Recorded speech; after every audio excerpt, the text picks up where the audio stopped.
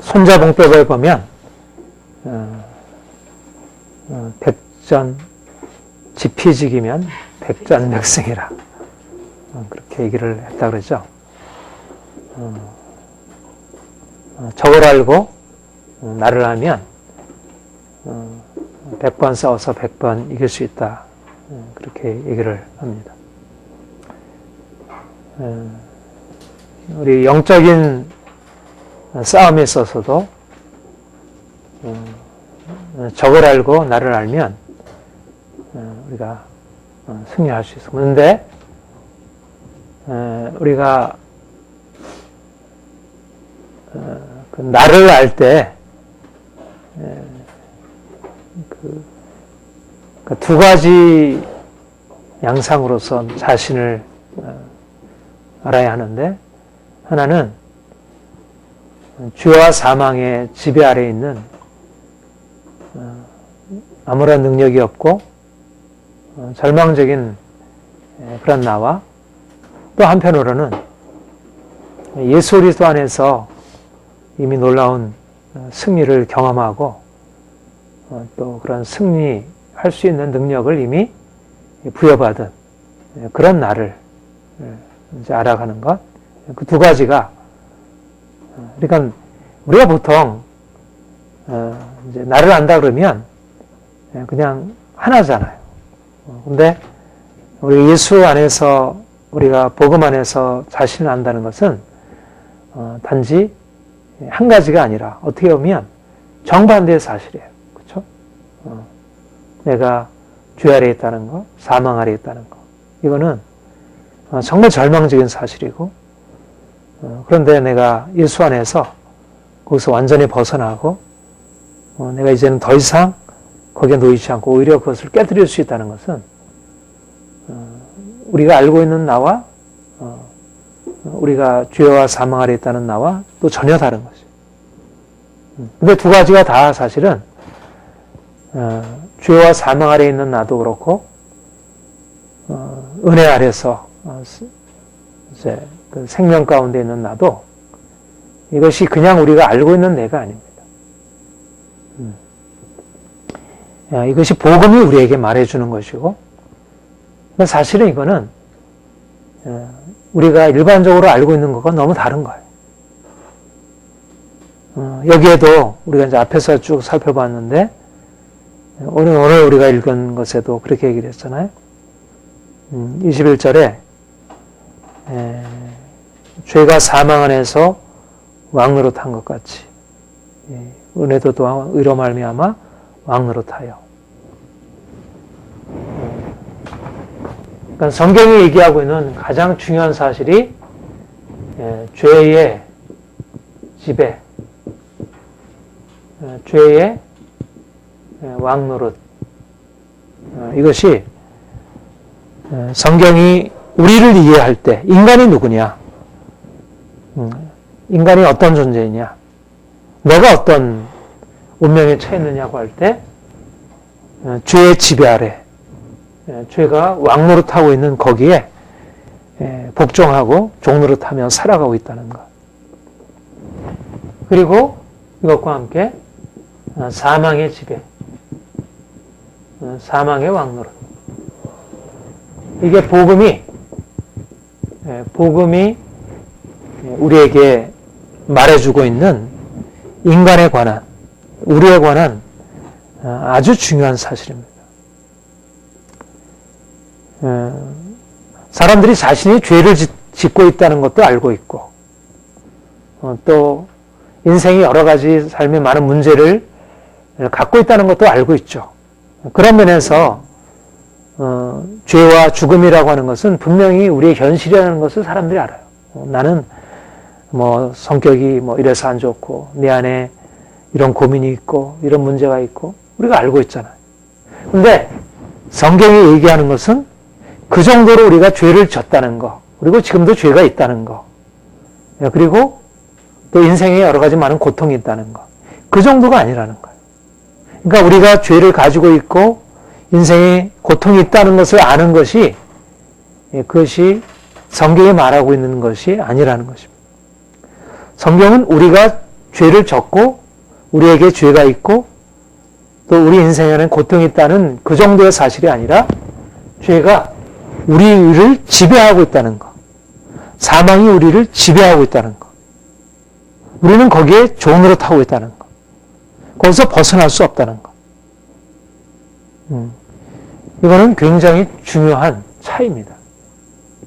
성경도 죄를 말하고 성경도 죽음을 말하고 인생의 저주를 말하고 또 우리의 경험도 인생의 안에 있는 그런 죄를 말하고 저주를 말하지만 그러나 성경이 말하는 것은 우리가 알고 있는 차원을 넘어서서 우리가 어찌할 수 없는 우리 위에 있는 권세로 우리를 지배하고 있는 권세로서의 죄, 권세로서의 그런 죽음, 저주. 그러니까 일단은 인간의 이 절망적인 공경, 이것이 복음이 말하고 있는 아주 중요한 핵심적인 사실입니다.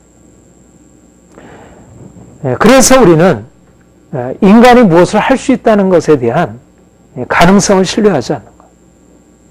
인간에 대해서 낙관적이지 않다는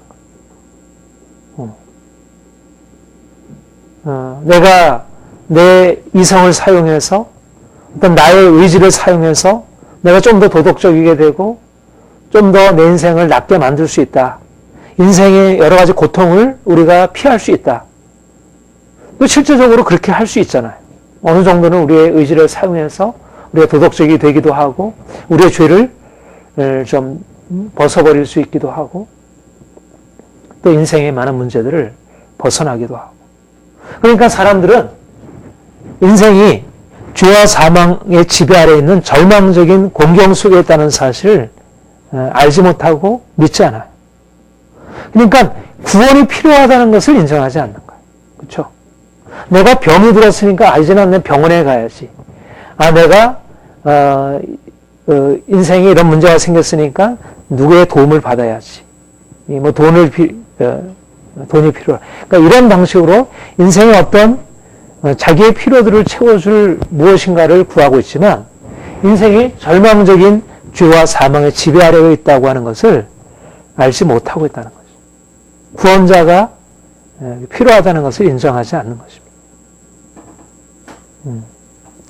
그런데 이 로마서 5장이 중요한 것은 뭐냐면 인생은 아담의 범죄 이후로 절망적이게 돼. 인생의 운명은 단지 죽음이라는 것이 생물학적인 어떤 종말이 아니고 이것은 인간의 죄로 인한 절망적인 인간의 운명을 말해주는 것이고 인생이 어떻게 죽음의 지배 아래 있는지를 보여주는 것이고 단지 그 마지막 죽음만이 아니라 인생 전체가 그런 저주 아래에 놓여 있다는 것.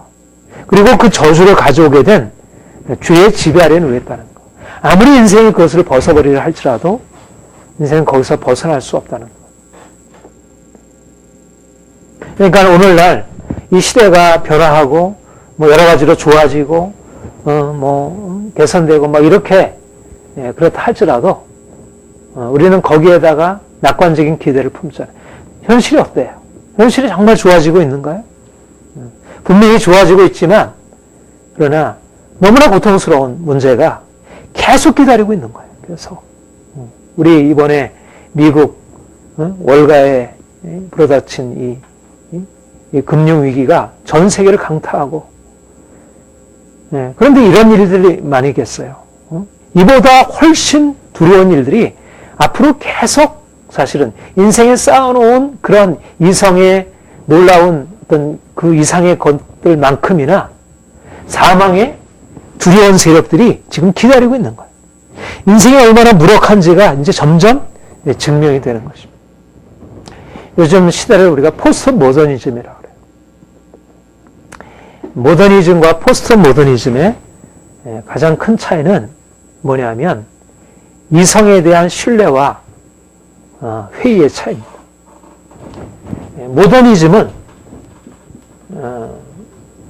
모더니즘은 중세의 신앙,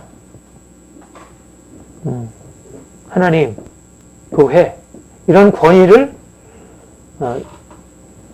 이성이 대신하게 되면서부터 모더니즘이라는 이런 흐름이 생겼어요. 계몽주의로부터 이게 시작이 되었는데, 전에는 중세 때까지 성경이 또 하나님의 말씀이, 교회가 절대적인 권위를 가지고 있었어요. 이것이 지배했어요, 세상을. 그런데 이 계몽이라는 말은 깨어났다는 것입니다. 마치 중세 때까지는 어린아이처럼 그렇게 하나님이라는, 교회라는 후견인 밑에서 이렇게 종노릇하고 있었다면, 이제 깨어나서 스스로 자율적으로 설 수 있게 되었다는 거예요. 그러니까 중세 때 가르친 것은 인간이 죄인이고, 그래서 하나님의 은혜가 필요하고 교회가 필요하고, 물론 온전하지는 않았지만 그것이 이제 서구 역사를 끌어왔어요. 그런데 근세로 넘어오면서 물론 종교개혁이라는 신앙 부흥도 있었지만 이런 인문주의가 진행이 되고, 그러면서 인간이 단순히 그렇게 하나님의 권위 아래서 그렇게 인간을 스스로 죄인으로 여기고 그럴 필요가 없다. 인간은 스스로 자기 인생을 만들 수 있다는 그런 믿음을 갖기 시작을 했어요. 과학이 발전하면서, 특별히 과학기술이 발전하면서 그런 믿음을 갖게 되었어요. 그래서 이제는 성경이라든가 그의 권위로부터 벗어나서 인간이 하나님으로부터 자유를 주장하기 시작한 거예요. 그 대신에 그 하나님 자리를 차지한 게 뭐냐면 이성이라는 거죠. 이성은 인간을 더 이상 하나님이라는 후견인 밑에서 그렇게 그냥 의존적으로 살아가야 할 필요성을 이제 없애버린 거예요. 인간이 스스로 자율적으로 살 수 있도록 만들어준 거죠. 거기에 과학이 공헌을 해줬어요. 그래서 지금 과학기술의 영향으로 인해서 지금 현대세계가 엄청난 혜택을 입고 있잖아요. 이게 바로 계몽주의, 물론 이전부터 영향이 있었지만 계몽주의 이후에 이성이 그 역할을 크게 감당한 거죠. 이게 모더니즘이에요. 그런데 지금 포스트 모더니즘, 탈현대주의, 탈근대주의, 그런 얘기를 쓰는데, 이거는 이성에 대한 불신과 회의가 생긴 거죠. 이성이 더 이상 인간의 삶을 안전하게 보존시켜주지 못한다는 거예요. 처음에 계몽주의자들이 생각할 때 이성이야말로 과학기술이 발전하면 인간의 삶은 이제는 마치 이 지상의 유토피아가 형성되듯이 그렇게 기대를 했어요. 그런데 20세기에 들어서서 전쟁이 2번이나 큰 세계대전이 일어나죠. 그러면서 점점 인간에 대한 신뢰, 역사에 대한 어떤 진보에 대한 생각들이 무너져 내리기 시작한 것입니다. 그러면서 이제 20세기 말로 들어서 가지고 이제 포스트 모더니즘의 흐름이 전 세계의 어떤 흐름을, 물론 이게 두 가지 흐름이에요. 과학기술이 여전히 영향을 미치고 있지만, 바로 포스트 모더니즘이라는 게 뭐냐면 이성의 권위에 대한 불신, 회의가 일어난 거예요. 그러면 이성의 권위를 대신할 수 있는 그런 또 다른 권위가 생겼느냐? 그렇지 않다는 거죠. 인생이 이제는 무언가 인생의 문제들에서 대답해 줄 수 있는 그런 절대적인 권위는 사라져버린 거예요. 하나님도 없어져 버렸죠. 이성도 더 이상 신뢰할 수 없게 되었지. 물론 과학기술이 일정한 부분 우리의 삶을 지탱해 준다는 것은 믿음이 있어요. 그러나 과학기술이 줄 수 있는 영향은 그렇게 제한된 거잖아요. 그렇죠? 인생의 모든 문제를 다 해결해 주지 못하잖아요.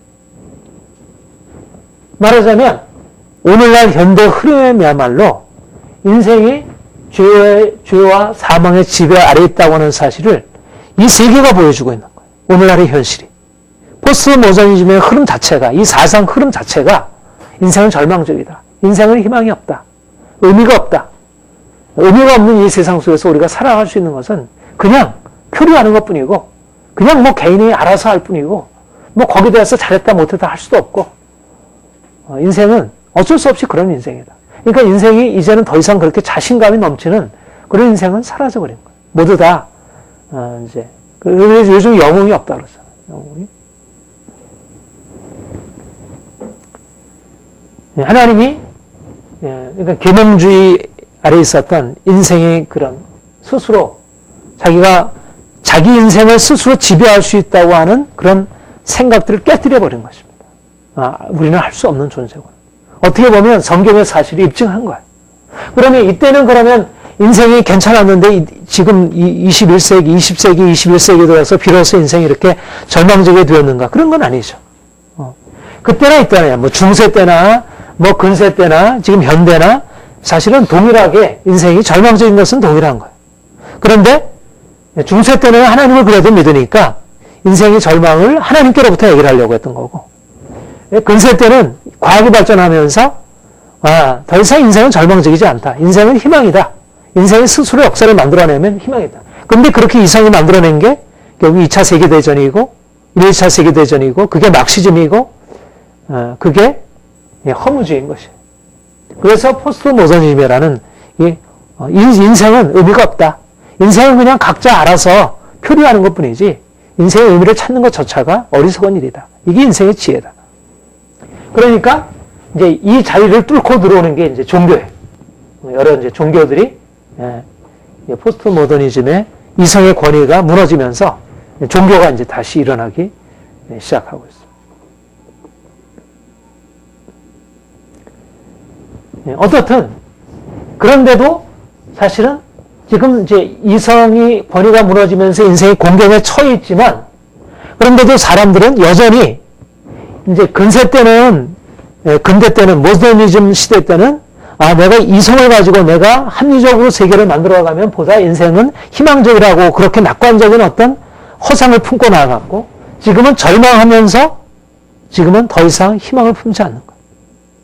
내가 인생의 공경에 처해 있다. 나에게 구원자가 필요합니다. 이렇게 하지 않고 하나님께 그것을 요청하지 않고 그냥 아주 임의적인 그런 쾌락과 그런 것에 빠지거나 아니면 헛된 종교들을 의지해서 이런 것을 해결해 보려고.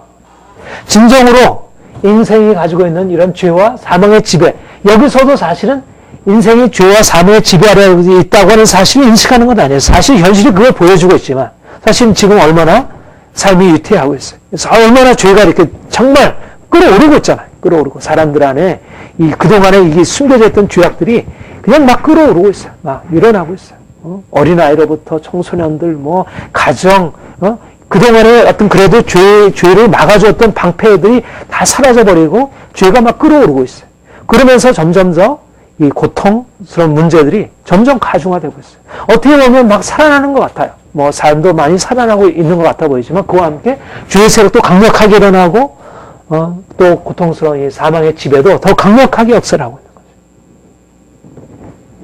거죠. 이것이 현실입니다. 근데 여기 보면 20절에 그렇게 얘기를 했어. 율법이 가입한 것은 범죄를 더하게 하려 함이라. 그러나 죄가 더한 것은 은혜가 됩니다. 율법이 가입한 것은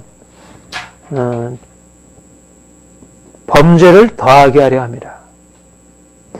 여러분, 율법이라고 하는 것의 목적은 뭐 같아요? 율법이 가지고 있는 의도, 율법을 하나님이 주시는 의도는 뭡니까? 죄를 깨닫게 하고, 그래서 죄를 깨닫게 하는 것은 죄에서 돌이켜서 의를 행하도록 하는데 목적이 있잖아요. 그렇죠? 우리가 아이들한테 너 공부해, 너 거짓말하지 마라, 동생이랑 싸우지 마라, 이렇게 율법을 우리가 부여하잖아요. 그런 것은 결국 그들이 율법에 따라서 그런 바른 삶을 살아감으로 그들의 인생이 복되기를 원하는 거잖아요. 이게 이제 우리 부모가 선생님이 아이들에 대해서 율법을 부여하는 의도예요. 그렇죠? 하나님께서 우리에게 이것을 하지 말고 이것을 하고 거짓말하지 말고 살인하지 말고 미워하지 말고 사랑하고 이렇게 율법을 말씀하시는 것은 우리가 그 율법을 따라 행함으로 율법을 통해서 하나님이 약속하신 그런 축복에 이르게 하려고 하는데 목적이 있어요. 그러니까 어떻게 보면 하나님이 이제 죄가 세상에 들어왔어요. 아담을 통해서 죄가 들어왔고 사망이 들어오게 되었어요. 근데 거기에다가 하나님이 율법이라는 것을 주셨어요. 그러면 우리는 율법이라는 것을 통해서 죄와 사망의 이런 공경을 해결하려고 하는 의도를 읽을 수 있잖아요. 어떻게 보면. 율법이 와서 이제는 더 이상 죄를 짓지 않고, 그래서 그 사망 아래 놓이지 않고. 그런데 율법이 어떻게 되었다고요? 율법이 가입한 것은 범죄를 오히려 제거하고 막아주고 죄에서 벗어나게 하는 게 아니라 오히려 범죄를 더하게 하고, 범죄가 더하게 되면 사망이 더하게 되죠. 하나님이 율법을 주신 방식이 두 가지를 알 수 있는데, 하나는 이방인들에게 양심, 일반은총이라는 것을 양심을 통해서 또 이방인들에게 주신 여러 가지 법적인 이런 것을 통해서 하나님이 이방인들의 삶 가운데도 모세를 통해서 하나님이 성법을 주시기 전에도 이미 이렇게 주셨어요. 근데 이방인들이 이런 율법을 통해서 어느 정도 삶이 이렇게 제약이 되죠. 정치적인 질서가 보존이 되고, 그렇죠.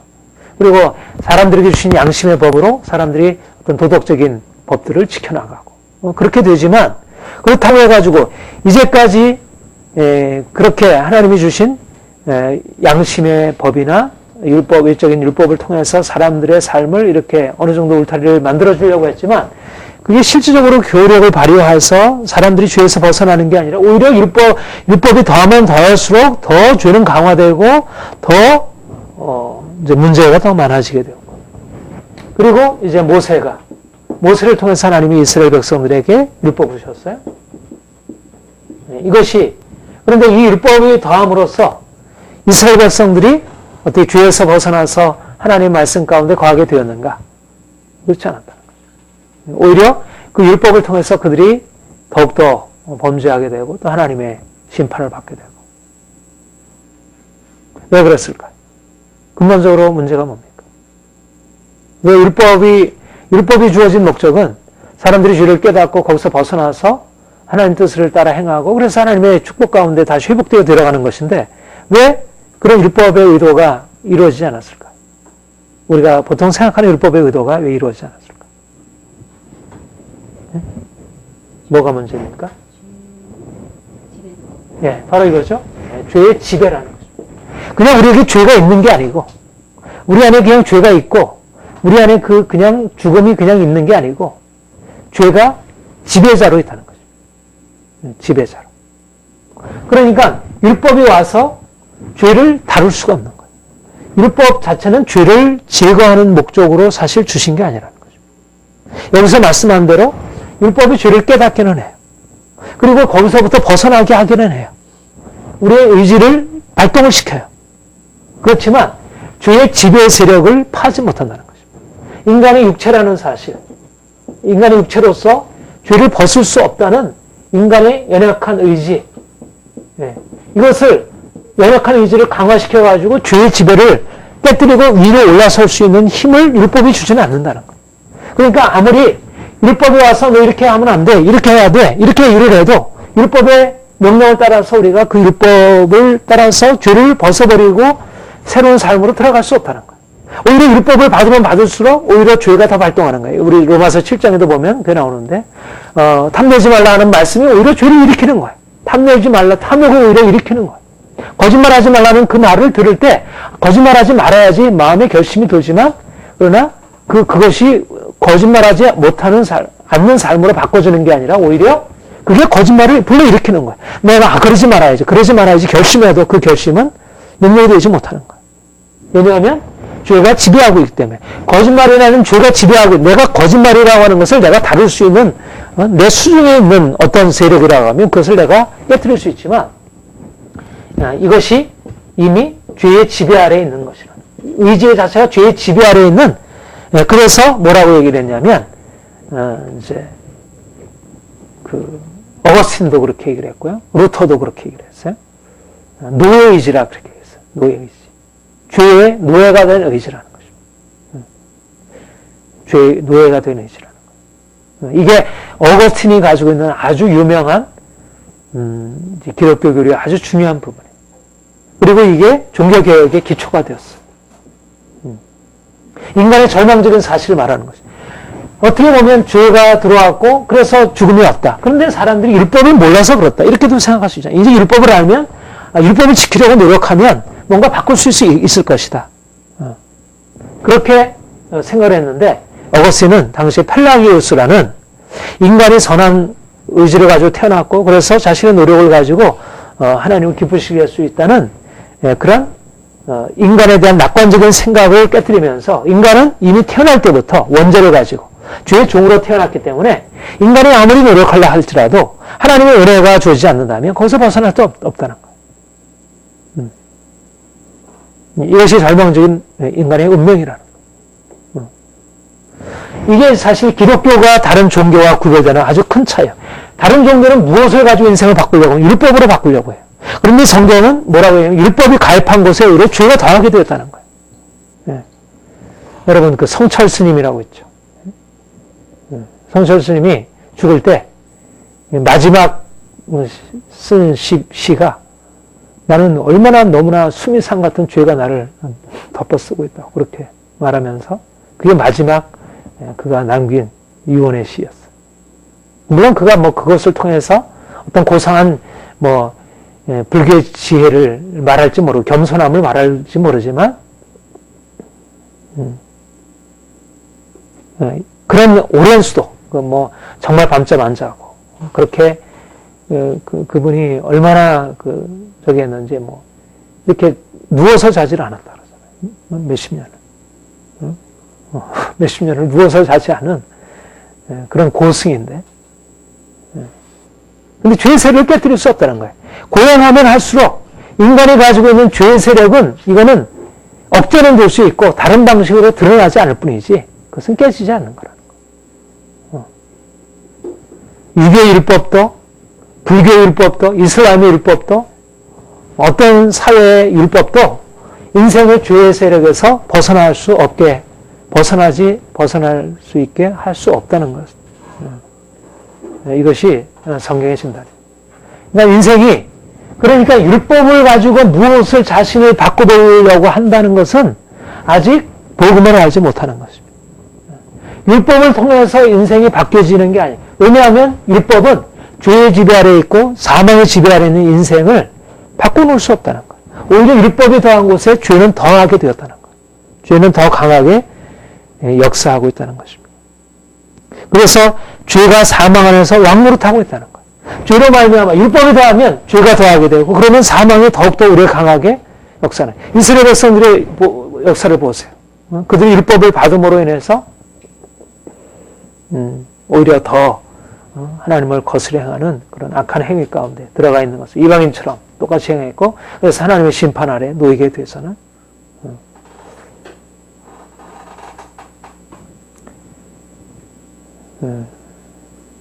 이것이 성경에서 말하는 인생에 대한 진단이에요.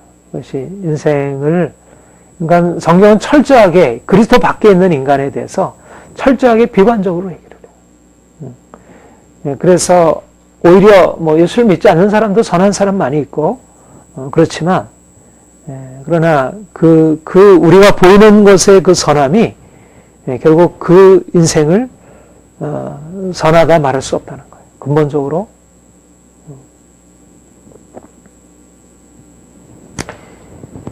그런데 주님은 우리에게 놀라운 사실들을 이런 인생의 공경, 운명에 대해서 아주 놀라운 사실을 말씀하고 있습니다. 21절 같이 보겠습니다. 이는 죄가 사망 안에서 왕노릇하여 은혜도 또 이름으로 말미암아 왕노릇하여 우리 주 예수로 말미암아 아까 얘기한 대로 죄의 지배, 사망의 지배도 복음의 사실과 복음에서 비로소 알려져 있는 것이에요.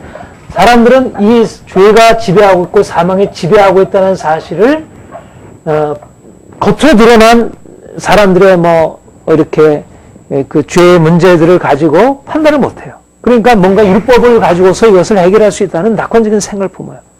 죄가 있고 사망이 우리에게 있다는 것이지 이것이 우리를 지배하고 있다고는 생각을 못해요. 이 점에서 사람들의 눈이 어두워 있어. 자신에 대해서 그 절망적인 어둠을 깨닫지 못하고 있어. 예, 더군다나 더 알지 못하는 것은 사망과 죄의 지배를 깨뜨리고 은혜의 지배라는 죄가 더한 곳에 은혜가 더한 거죠. 사망 안에서 죄가 사망 안에서 왕노릇한 거지. 은혜도 또한 의로 말미암아 왕노릇하여. 죄가 왕노릇하고 사망 안에서 죄가 왕노릇한 것 같이 이제 은혜가 왕노릇하고 은혜가 지배하는 이 전혀 새로운 이것 죄의 지배와 사망의 지배도 영적인 사실이고 우리의 경험적인 사실이 볼 수 없는 영적인 사실이라면 그보다 더 놀라운 영적인 사실은 은혜의 지배라는 은혜가 왕노릇하는 새로운 영역이 열리게 되었다는 것이죠. 은혜가 왕노릇하여 우리 주 예수로 그리스도로 말미암아 영생에 이르게 됩니다. 죄의 지배할 때는 사망이 지배하게 되었다면 은혜가 지배함으로 사망의 지배가 깨어지고 영생의 문이 열려지게 되고 이제는 새로운 지배. 은혜가 그냥 우리에게 주어지는 게 아니고 아까 얘기한 대로 죄가 우리에게 그냥 있고 또 사망이 우리에게 있어서 우리가 그것을 다룰 수 있는 게 아니라 죄가 지배하고 있고 사망이 지배하고 있듯이 마찬가지로 은혜가 그냥 우리에게 주어져 있고 우리가 그것을 그냥 사용하는 정도가 아니라 은혜가 우리를 지배하고 있다는 거예요. 은혜가 지배하고 있다는 거예요. 이게 얼마나 놀라운 일입니까? 그러니까 우리는 죄의 지배, 사망의 지배로부터 벗어나서 은혜의 지배 안으로 들어가는 것입니다. 이것이 하나님이 우리에게 행하신 이게 하나님의 새로운 통치이고 이것이 하나님의 나라예요. 하나님의 나라, 하나님께서 통치하신 하나님의 통치, 하나님의 다스리심 죄가 지배하고 사단이 지배하여 사단의 지배를 통해서 주어진 게 죄의 지배와 사단의 사망의 지배라면 하나님이 우리를 다스리고 통치하시는 것으로부터 이제는 우리를 죄의 세력에서 사망의 세력에서 우리를 건져내어서 이제는 생명으로 살아가도록 그렇게 행하신 것이죠. 이게 영적인 사실이에요. 이것도 보이지 않지만 이것은 더욱더 보이잖아요. 뭐 우리에게 은혜가 있다는 사실, 뭐 삶의 삶 속에서 이러저러한 은혜가 있다는 사실을 우리가 알 수 있겠죠. 그러나 우리 위에 은혜가 우리를 지배하고 다스리고 있다는 거, 이게 어떻게 보이겠어요? 그런데 주님이 주를 믿는 자들 안에 은혜의 지배, 하나님의 사랑으로 우리를 다스리는 이 놀라운 은혜의 지배라는 게 있다. 우리가 죄와 사망의 지배 아래서 이제는 벗어나서 은혜의 지배 안으로 들어가고 거기 안에서 생명을 누리는 삶으로 들어가게 된다는 것입니다. 이거는 우리가 눈으로 보고 있는 것과 너무 달라요. 우리가 보고 있는 것은 여전히 사망이, 여전히 죄가 우리의 삶을 지배하는 것 같아요. 여전히 우리 안에 연약함이 있습니다. 우리 안에 미움이 있습니다. 우리 안에 고통이 있습니다. 우리 안에 절망이 있습니다. 죄의 세력이 우리를 여전히 묶고 있는 것 같고요.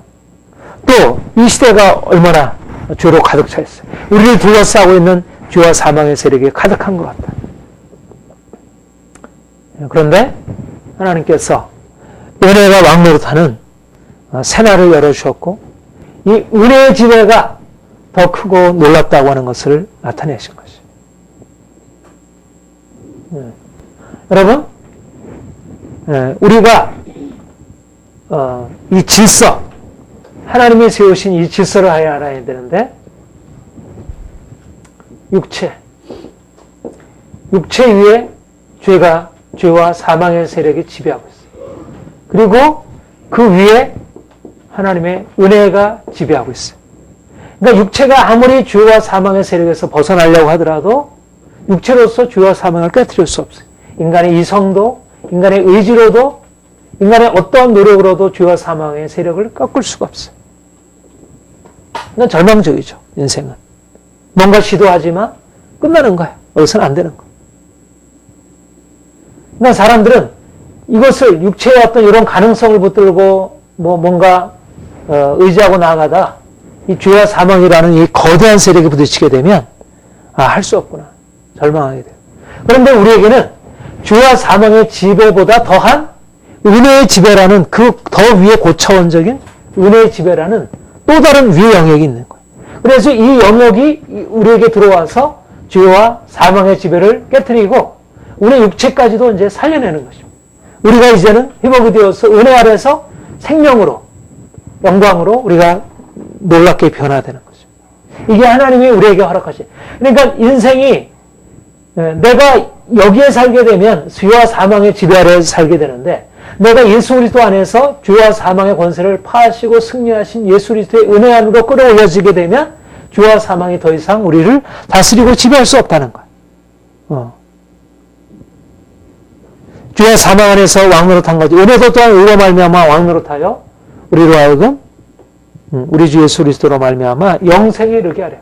이 은혜가 왕노릇하여 여기는 영생에 있는. 더 이상 죽음이 없는 것, 고통이 없는 것, 의와 생명이 가득한 곳. 이 은혜의 나라, 이 하나님의 나라, 이 영역에서 사는 것이죠. 우리가 이 세상 나라, 이게 세상 나라라고 한다면, 여기서 벗어나서 하나님의 나라의 영역으로, 그 생명의 나라로, 그 은혜의 나라로 옮겨지는 것이. 이것이 주님께서 우리에게 행하신 일이고, 그러니까 경험적인 사실을 보자면, 죄와 사망에 지배하는 것이 우리 인생에 더 적합한 것처럼 보여요. 사실 현실 경험이 그렇잖아요. 우리 자신 안에 있는 거, 또 주변 사람들, 이게 훨씬 더, 이게 더 맞는 것 같아 보여요. 그런데 주님이 복음을 통해서 전혀 다른 은혜의 지배라고 하는, 은혜의 왕노릇이라고 하는 전혀 다른 영역을 열어놓으시고, 우리가 그로 말미암아 이제는 새로운 삶으로 들어가게 되었다는 것. 그래서 우리가 이제는 그거를 누리고 살아가는 거죠. 그러니까 믿음이라는 것은 우리의 경험적인 것, 그것과 너무너무 다른 것입니다. 그러니까 그리스도인들에게는 그래서 희망이 있는 거예요. 우리가 현실을 모르는 게 아닙니다. 죄가 인생을 지배하고 있다는 것을 우리는 이런 방식으로 낙관하지 않아요. 우리가 뭐 조금 노력하면 될 거야. 내가 뭐 애쓰면 바뀌어질 거야. 우리 가정도 바뀌어질 거야. 뭐 잘 될 거야. 어떻게 잘 돼요? 잘 될 수 없는 거예요. 인생은 원래 잘 되기보다는 오히려 위험한 것이 더 많은 거예요. 인생이 더 나아지려고 하는 것은 이건 특별한 은혜가 붙들고 있어서 그런 것이지, 인생을 스스로 자기 인생을 낫게 하려고 하는 것은 위험천만한 거예요. 이거는 마치 양이 스스로 인생이 내가 잘 될 거야. 내 삶을 잘 살아갈 수 있을 거야. 그렇게 얘기하는 것 같아요. 그야말로 맹수가 두루거리는 이런 세상인데, 거기서 죄와 사망이라는 이 세력이 둘러싸여 있는데, 어떻게 양이 그 안에 안전할 수 있겠어요? 안전할 수가 없는 거죠. 인생의 비극이 너무너무 당연한 거죠. 사람이 그것을 알지 못할 뿐이지, 죄와 사망이. 그러니까 종교들은 이런 얘기를 하잖아요. 종교들은. 이런 문제를, 이걸 알고 있는 거예요. 종교는 이 부분을 아는 거예요. 그래도. 이걸 알지만 이것을 벗어버릴 수 있는 것을 율법이라고 생각해요. 인생은 고해가. 인생은 그렇게 간단한 게 아니다. 인생은 그렇게 심각한 거다. 너희가 그렇게, 인생이 그렇게 희귀 낙락거릴 게 아니다. 인생은 얼마나 위험한 건데 너희가 이렇게 희귀 낙락거리냐. 그러니까 뭔가 이런 율법을 의지해서 이런 문제에서 벗어나다. 그렇게 얘기를 하죠. 그러니까 이런 보통 사람들이 자연적으로 생각하는 것보다 훨씬 더 고차원적인 인생의 위험한 부분을 얘기를 해요. 포스트 모더니즘이, 그런 철학이 그런 걸 얘기를 해요. 그래서 인생이 그렇게 가볍지 않다. 그렇게 얘기를 하지만, 그런데 근본적으로 해답이 없는 거예요. 인생은 그야말로 그런 문제 가운데 있는 거지, 문제를 넘어서 있는, 그 넘어서 있는 빛의 세계는 가려져 있는 것입니다. 그런데 주님이 오셔서 이제는 그 십자가 부활로 이 죄와 사망의 권세를 깨뜨리시고 그가 은혜로 새날로 열어놓으신 거죠. 그리고 전혀 죄가 없고 사망이 없는, 그리고 전혀 죄와 사망이 다스릴 수 없는 새로운 세계를 우리에게 허락하신 것이죠. 우리가 그리로 들어가서 이제는 새로운 삶을 살게 하는 거예요. 그러니까 우리는 인생의 문제를, 인생이 긍정적인 요소가 있다는 건 모르지 않고, 또 인생의 부정적인 것이 이 긍정적인 요소보다 더 강하다는 것도 모르지 않지만, 그러나 이것을 넘어서 있는 그 위의 차원, 그 더 높은 차원이 우리에게 열려져 있다는 것. 그래서 우리가 그 영역으로부터 전혀 새로운 삶을 경험하고 만날 수 있다는 것. 우리가 이것을 복음에서 듣게 되는 거죠. 그러니까 복음은 도무지 사람들이 지금 알고 있는 것, 지금 눈에 보이는 것보다 더 깊은 이성적인 진리, 어떤 영적인 그런 진리, 종교적인 진리보다, 그보다 더 넘어 있는, 그 종교적인 진리로도 헤아릴 수 없는 그 너머의 차원, 은혜가 지배하는 곳, 생명이 지배하는 곳, 완전한 평화와 거룩함과 생명이 넘치는 그곳, 그것을 우리에게 보여주는 것입니다.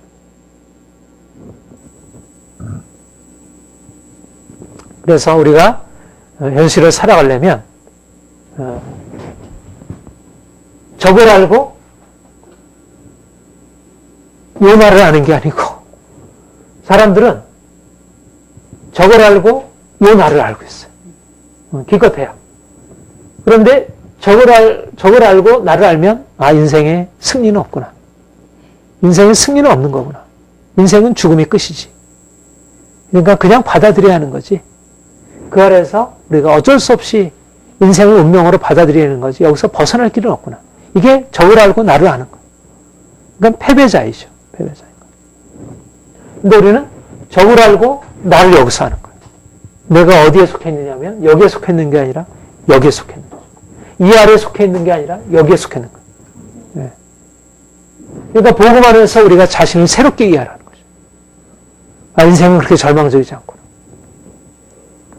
인생의 어린아이와 같은 그런 낙관에서 인생의 조금 더 깊은 비관, 진실을 대면하는 비관을 벗어나서 이제는 진정한 낙관과 비관을 더 벗어나는 진정한 낙관, 희망. 이게 복음이에요. 그러니까 복음은 인생을 결코 그렇게 피상적으로 보지 않아요. 인생의 어둠을 결코 피상적으로 덮어두려고 하잖아요. 기독교만큼 인생의 어둠을 직면하는 곳이 없어요. 현장 안으로 들어가고 인생의 고통, 죄와 씨름하고 가장 고통스러운 사람들과 씨름하죠. 기독교만큼 그런 곳이 없잖아요.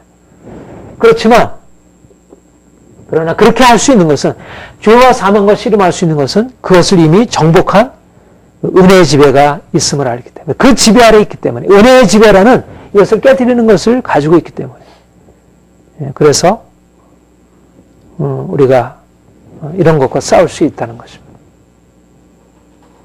그러니까 우리가 이 복음 안에서 이 놀라운 것을 이미 받은 거예요.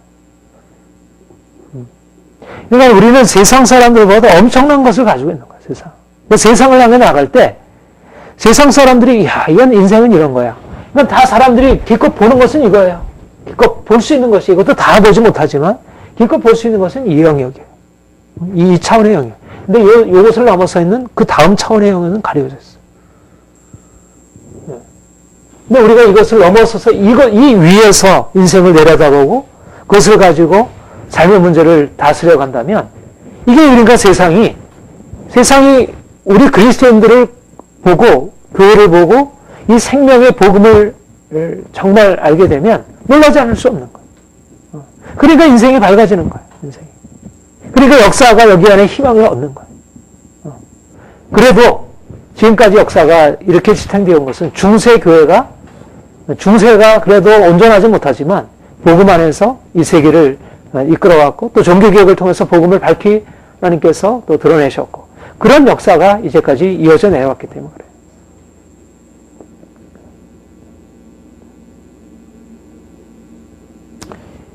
네, 우리는 죄와 사망의 권세를 두려워하는 사람들이 아닙니다. 우리는 은혜의 지배를 알고 있기 때문에. 우리가 아까 이제 여러 그런 찬송들을 같이 불렀지만, 우리에게는 모든 원수들을 멸하, 이 죄와 사망의 권세, 사단의 권세를 몰아주신 예수님의 승리가 있어요. 완전히 파시고 그 위에 군림하고 계시는 이미 승리하신 주님의 승리가 있어요. 우리는 그 승리의 지배 아래 사는 자들이에요. 그러니까 우리가 세상을 향해 나아갈 때 우리 자신도 그렇고 우리를 둘러싼 모든 환경도 다 그런 세력이 강하게 눌러있는 것을 여러 가지 방식으로 경험하지만, 그것이 우리에게는 문제가 되지 않는다는 것이죠. 왜냐하면 바로 이 예수님께서 오셔서 아담을 통해서 들어온 이 죄와 사망의 권세라는 것을 근본적으로 파하시고 새로운 은혜의 지배, 의의 지배, 생명의 지배를 열어놓으셨기 때문에.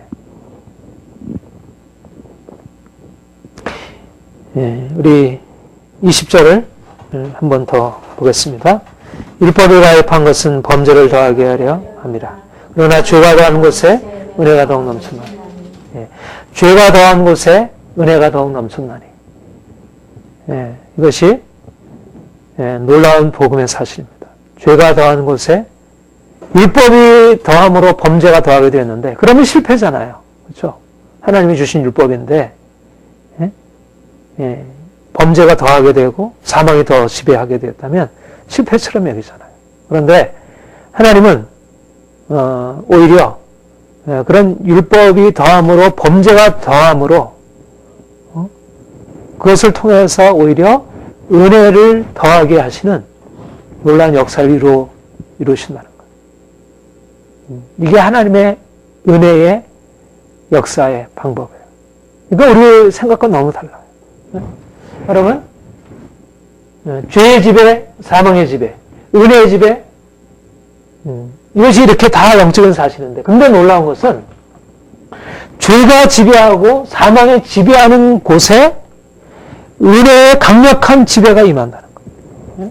그리고 죄가 더 강력해지고 사망이 더 강력해질수록 오히려 은혜는 더 강력한 능력으로 임하게 된다는 거예요.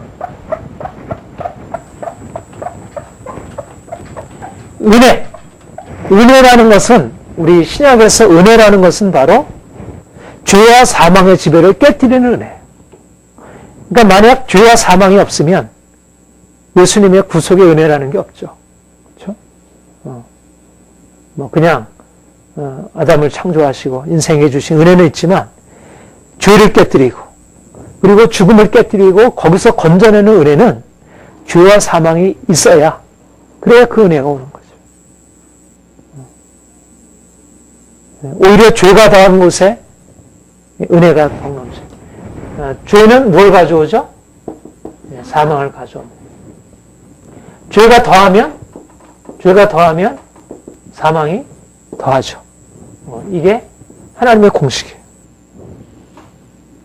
그러면 죄가 처음에 들어오면 인생이 조금 힘들 거 아니에요. 그런데 죄가 조금 더 더하면 인생이 더 힘들어지겠지. 나중에는 정말 절망적일 만큼 죄가 더 강력하게 지배할수록 예를 들면 처음에 이런 약물 조금 이제 하다가 그러다가 점점 그 약물의 강도가 높아지면서 중독이 되어지면 그 인생은 완전히 나락으로 떨어져서 나중에 죽음이잖아요. 끝나는 거잖아요. 그게 마치 죄가 그와 같은 세력으로 인생 안에 들어와서 인생을 망치고 인생을 고통스럽게 만드는 거예요.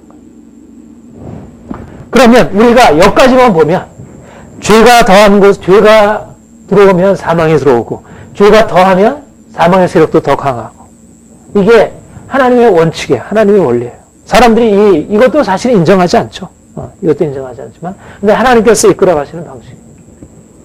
근데 여기까지만 보면 우리는 죄가 더하면 어떻게 되겠습니까? 우리는 너무너무 큰일 났다 이렇게 주는 거죠. 그렇죠? 죄가 더하면, 우리 자신 안에 죄가 더하면, 또 다른 사람에게 죄가 더하면 어떻게 되겠어요? 가정 안에 죄가 더하면, 우리 공동체 안에 죄가 더하면 큰일 난 거잖아요. 곧 이제 위기가 올 테니까. 죽음이라는 게 도래할 테니까. 그러니까 우리 편에서 죄가 더한 곳에 사망이 함께 지배하고 있다는 이런 원리로서만 보면 이거는 너무너무 위험한 현실이잖아요. 그런데 하나님이 이것을 넘어서서 이 죄와 사망의 지배를 넘어서는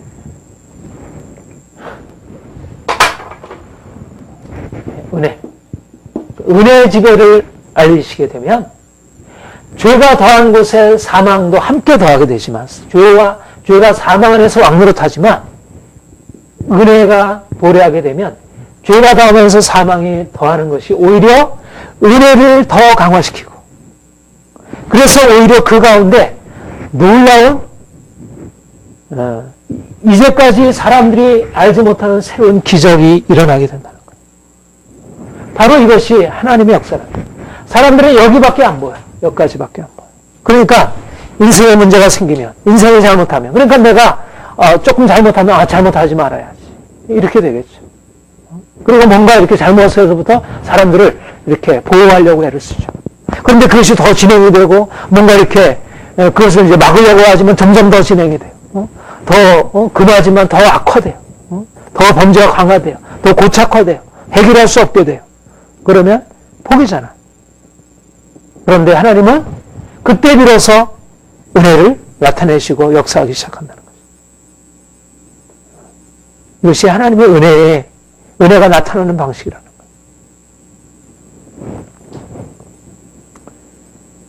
거예요. 우리가 이것을 생각하면 우리는 죄가 더한 곳에 은혜가 넘친다는 사실을 생각하면 우리 자신과 우리 주변을 향해서 바라보는 시각이 달라지게 됩니다. 우리가 죄는 사망을 가져온다는 이 사실로부터만 생각하면 심각한 위기감을 느낄 수 있는 그런 사실들에 대해서 오히려 죄가 더한 곳에 하나님의 은혜가 넘친다는 사실로부터 생각하면 이게 끝이 아니구나. 이게 사망의 끝이 아니구나. 이것은 어디로 나아가기 위한 거예요? 어디로 나아가기 위한 거냐면 생명으로 나아가기 위한 거예요. 은혜로 나아가기 위한 거예요. 그러니까 죄가 더한 곳에 사망이 오지만 이건 이제 심판이라 할 수 있죠. 그런 이 심판은 은혜를 위해서 예비한 거죠. 죄가 강화되면 심판도 강화되지만 그 심판을 통해서 은혜로 나아가는 길이 열려지게 돼요. 이것이 하나님의 역사를 이끌어가시는 방식이에요.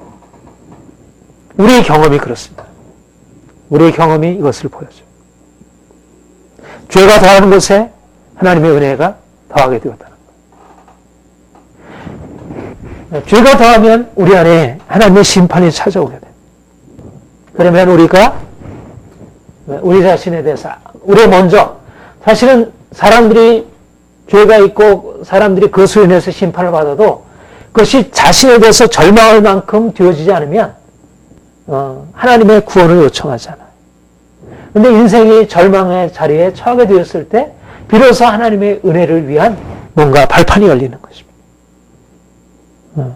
우리가 이것을 종교개혁자들이 그래서 이것을 율법의 몽학선생이라고 그렇게 얘기해요. 율법의 몽학선생의 기능과 죄가 더한 곳에 은혜가 넘친다는 이 말씀은 서로 연관되는 것입니다. 죄가 더하면 율법이 그를 심판으로 이끌어가요. 그래서 고통 가운데 처하게 돼요. 인생이 절망제. 내가 가지고 있는 것을 다 잃어버려요. 인생의 희망을 잃어버리게 돼요. 어디를 봐도 희망이 없어요. 다 여기 그런 사람들입니다. 사실은 죄가 없이 우리에게 이런 고통이 왔겠어요? 그렇잖아요. 우리 인생안에 고통이 온 것은 다 죄로 인한 열매들입니다. 결과들이에요. 그래서 우리의 마음이 공고해지게 된 거예요. 죄가 다했고 하나님의 심판이 우리에게 임했고 우리는 그 심판을 통해서 우리 자신이 내가 죄 아래 있고 내가 사망의 지배 아래 있다고 하는 사실을 비로소 알게 돼요. 그것을 분명히 느끼지 못했지만 내 인생이 절망이구나. 내 인생에 더 이상 희망이 없구나. 내가 내 육체로서는 이 상황들을 억할 수가 없구나. 도무지 나는 벗어버릴 수 없는 무능한 존재이구나라는 사실을 깨닫게 되면서 비로소 하나님의 은혜를 위한 준비가 갖춰지는 거예요. 하나님이 우리를 낮추시고 깨트리시고 내 율법으로 되지 않는다는 거. 내 노력으로 되지 않는다는 사실을 통해서 하나님의 은혜가 임하기 시작해요. 그러니까 우리가 우리의 실패와 우리의 연약함이 여기까지만 보면 절망이구나. 내 인생의 실패 때문에 내가 인생이 이렇게 되었을까. 후회하고 절망하고 거기서 돌이켜보려고 하지만 이미 빠지고 나서는 빠지기 전까지야 어느 정도 희망이 있었지만 이 밑에까지 내려오고 나서는 더 벗어날 수가 없는 거예요. 그러니까 어떻게든 여기까지 안 내려가려고 하죠. 안 내리면 쓰면서 올라가려고 하죠. 구덩이 안 빠지려고. 그런데 오히려 하나님은 우리를 저 밑바닥으로 끌어내리시는 거예요. 죄가 더해가고 그리고 심판도 더해가고 고통도 더해가요. 그런데 오히려 하나님은 그 가운데서 은혜를 예비해 놓으시고 은혜의 길을 열어 놓으시는 거죠. 이것이 하나님이 행하시는 일. 우리가 잘 알고 있는 나 같은 죄인 살리신 어메이징 그레이스. 그것을 작시한 분이 그 존 뉴턴이라는 분이죠. 그분이 정말 절망적인 상황에서 아주 주님을 이제 어려서 엄마를 통해서 주님을 알았지만 엄마는 일찍 돌아가셨고 아버지를 따라서 그가 선원이 되어서 노예 이제 매매하는 이제 그런 선원이 되어서 그가 뭐 강간하고 막 이제 폭력을 행하고 이러다가 그가 주님을 만나게 돼요. 또 주님을 만난 이후에도 또 다시 그런 죄 가운데 똑같이 빠져들어가요. 절망적으로 자기 인생에 대해서 정말 이제는 더 이상 가능성이 없다. 이제는 죽음이구나. 네 심판이구나. 그런 두려움과 절망이 그에게 찾아왔지만 하나님께서 그를 그 상황에서 불러주신 거예요. 그러면서 그에게 나 같은 죄인 살리신 그 은혜, 그가 죄로 인하여 절망 가운데 빠졌을 때, 죄로 인하여서 더 이상 인생에 희망이 없다고 여겨졌을 때, 오히려 하나님의 은혜가 그에게 달아와서, 그 전에 그가 죄가 덜했을 때는, 그래도 어느 정도 가능성이 있었을 때는, 하나님의 은혜가 은혜로서 이해가 되지 않았는데, 그가 이제 정말 더 이상 해결할 수 없다고 여겨지는, 저 사람은 완전히 안 돼. 그렇게 내놓을 수 없는 그런 절망 속에 그가 처하게 되었을 때, 하나님의 은혜가 그에게 찾아왔고, 인생을 바꿔놓았고, 하나님의 은혜가 그를 새롭게 만든 거예요. 완전히 새로운 기적을 이뤄놓으신 것이에요. 너무나 많은 사람들이 이런 사람, 이게 뭐 다 그렇게 아주 극적인 그런 경험을 한 사람, 노래통 같이 그렇지 않지라도 모두가 사실은 그런 경험으로 하나님의 은혜를 경험한 것입니다. 우리는 죄가 더한 곳에 은혜가 넘친다는 이 은혜 안에서 이 은혜를 사실 받고 살아가는 거예요. 우리가 은혜를 받은 것은 다 사실은 죄가 더한 곳에 넘치는 은혜가 우리에게 주어졌기 때문에, 만약 우리가 죄인이 아니었다면 어떻게 죄인을 구원하신 그분의 은혜를 알았겠어요. 내가 죄로 인해서 심판을 경험하지 못했다면, 내 절망적인 상황을 내가 만나지 못했다면 어떻게 십자가에서 그 은혜를 우리가 만날 수 있었겠어요. 그가 나를 살리셨다는 사실에 그 감격할 수 있었고, 어떻게 그 사랑을 만날 수 있었겠어요. 그러니까 어떻게 보면 하나님이 왜 우리를 죄 가운데 그냥 빠지도록 그렇게 오랫동안 나를 그냥 버려두셨을까? 하나님이 어떻게 보면 우리를 택하신 자인데, 그렇죠? 우리의 택하심은 만세 전에 주어진 것인데, 택하신 자를 보호해 주셔서 사단에게 그렇게 속지 않고 범죄하지 않고 안전하게 보호해 주셨다가 우리를 하나님의 나라를 불러서 우리가 모든 사람 앞에 아무런 흠 없이 세워가는 것이 더 좋았을 텐데, 왜 우리를 그렇게 인생의 실패 가운데 두고 죄 가운데 두시고, 율법이 왔는데도, 율법에서 내가 지켜야 애썼는데도 애써서 노력하는 것이 내 삶을 바꾸지 못하고 왜 계속 실패자로 그렇게 버려주셨을까? 은혜를 더하게 하시려. 이게 하나님의 역설적인 인도하심이라는 거예요. 사랑이라는 거예요. 그러니까 우리가 지난 삶을 생각하면 하나님의 인도하심이 너무 놀라운 거죠. 우리 지난주에 우리 정원 집사님도 고백을 했지만, 다 그런 고백을 하잖아요. 우리의 지난 삶을 보면 죄가 다한 곳에 은혜가 넘쳤다는 고백인 거예요. 우리의 삶이 그런 거예요. 그렇죠? 내가 죄인 중에 괴수였지만 내가 하나님의 은혜가 나를 살린 거예요. 만약 사도 바울이 그렇게 교회를 핍박하고 그런 죄인이 아니었다면 하나님의 은혜가 그 놀랍다는 사실을 그는 그렇게 느끼지 못했을 거예요. 그런데 죄 가운데 그가 절망 가운데 있었기 때문에 하나님의 은혜가 새로운 거예요. 그러니까 내가 죄 가운데 있었던 것까지도 오히려 하나님의 은혜 관점에서 생각하면 이것도 감사할 것이라는 거예요. 그것조차도. 그 내가 죄를 지은 것 그 자체가 감사한 게 아니라 그걸 통해서 하나님이 주시는 넘친 은혜를 우리가 경험할 수 있기 때문에, 경험할 수 있었기 때문에. 그러면 우리가 지금 우리가 짓는 죄나 우리의 실패나 연약함들은 어떻게 바라볼 수 있겠어요? 이거는 그래도 이건 믿고 나서니까 이거는 나에게 아무런 쓸모없고, 이거는 도무지 은혜와는 상관없고, 이거는 오히려 은혜를 막고 있는 것이 아니라, 물론 은혜를 막고 있죠. 죄가 은혜를 막고 있죠. 하나님의 은혜를 막고 있는 게 분명하죠. 근데 은혜를 막고 있지만 죄가 만약 은혜보다 더 크다면 은혜를 죄가 딱 막아서서 은혜를 더 이상 못 받게 하겠지만, 오히려 은혜는 그 다음에 오히려 죄가 더한 곳에 은혜는 또 넘치는 거예요. 그러니까 잠시 우리에게 하나님의 은혜를 막을지 모르지만 죄가 아무리 더한다고 할지라도 은혜가 우리에게 지배하고 우리를 지배하고 우리에게 넘치게 되는 일들을 막을 수는 없다는 거죠. 그러니까 우리가 설사 실패하고 넘어진 것을 안다 할지라도 우리가 그것 때문에 낙심하거나 두려워하거나 거기에 물려있을 필요는 없다는 거죠. 오히려 우리의 실패가, 우리의 죄가 하나님의 은혜를 가져올 것을 내가 알기 때문에, 내가 죄 가운데 빠져 있을 때야 이제 그렇게 할 수 없겠죠. 하나님의 은혜를 기대할 수 없겠지만, 그때는 뭐 하나님의 은혜가 가려졌으니까 죄 가운데 빠져 있는 거니까. 그런데 내가 죄를 짓고 나서 내 죄를 깨닫게 되었을 때, 아, 내가 또 죄를 졌구나. 내가 또 실패했구나. 그러면 그것이 우리를 결코 절망으로 인도하지 않는다는 것. 오히려 이 복음의 사실, 죄가 더한 곳에 은혜가 더욱 넘쳤나니 이것이 우리에게 소망이 되는 것입니다. 네. 죄가 더한 곳에 은혜가 더욱 넘쳤나니. 네. 그러니까 사단은 우리를 죄 가운데 빠뜨리려고 하지만 오히려 사단이 우리를 죄 가운데 빠뜨리게 함으로써 오히려 사단에게 그게 부메랑이 돼서 돌아가는 거예요. 그래서 그 스크루테이프 편지에 보면 함부로 잘 적당하게 잘 해가지고 저 환자들을 원수의 그 환자들을 공격을 해야지. 그러니까 악마가 그렇게 자기 수하한테 그렇게 충고를 하고 있어요.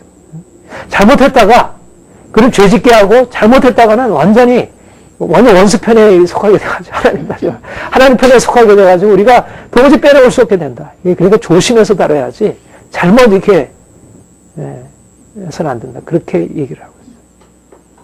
그러니까 이게 참 놀라운 거예요.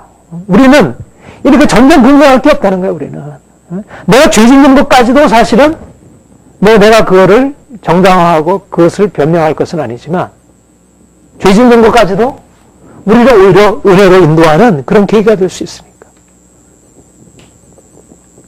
이것이 새로운 관점입니다. 그러니까 예수님 안에서는 은혜가 안 될 게 없는 거예요. 내가 실패하고 넘어진 것까지도, 나의 고난은 말할 것도 없고, 나의 실패하고 넘어진 것까지도 사실상 하나님의 은혜로 나가기 위한 하나님의 허락하심이라는 것이죠. 로마서 11장에 보면 그런 말씀이 있어요. 한번 보세요.